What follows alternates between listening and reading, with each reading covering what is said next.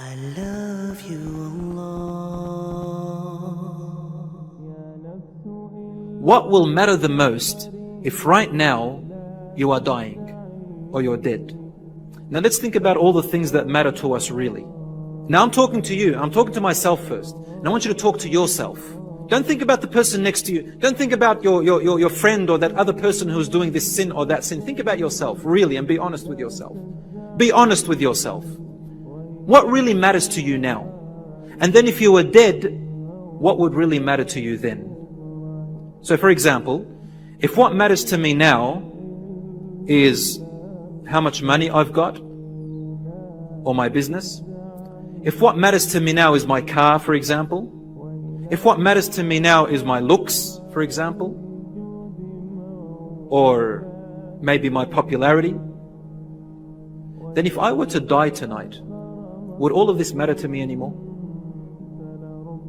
Obviously not. What's your popularity going to do for you in your grave? Will you take your money with you to your grave? Will you take your family with you to the grave? Will you take your work with you to the grave? You know the word rizq, provision. The ulama told us something interesting about the word rizq. A lot of us think that what you have is your rizq. But that's not what rizq means. Rizq means what you have used. What you have used. So for example, what's his name? Bill Gates. One of the richest man in the world. Let's say he has a house with 300 rooms in it. But all he uses is 3 or 4 rooms of that house. Then we say his rizq is just the 3 or 4 rooms. All the others not his rizq until he uses them. So if you have a lot of money, for example, your rizq is what you've used. What you haven't used is not even yours. I mean, you might have it in the bank, you might have it invested, but it's not yours until you've used it. So when you are in that grave, what's the only thing that really matters? What would you wish to change about your life? And number one is your deeds. Your deeds. You would look back and think about that salat which you did yesterday. I did it too fast. Did I think about my salat properly? How fast did I read Al-Fatiha?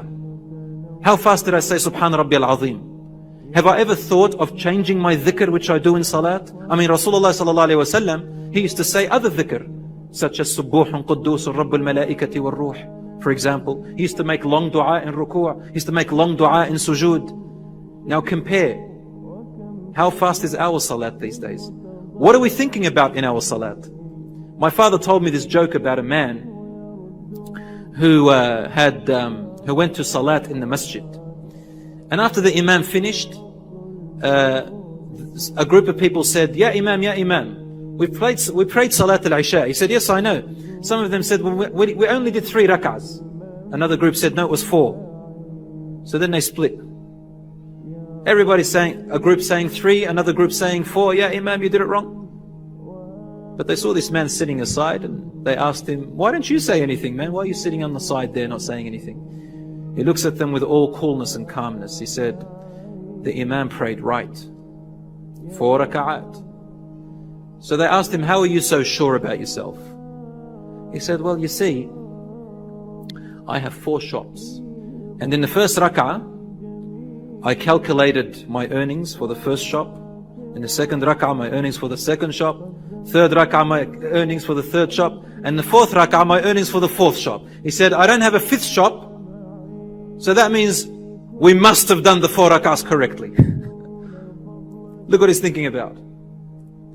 Based the number of rak'ahs of his salat on his worldly gains, not on Allah subhanahu wa ta'ala.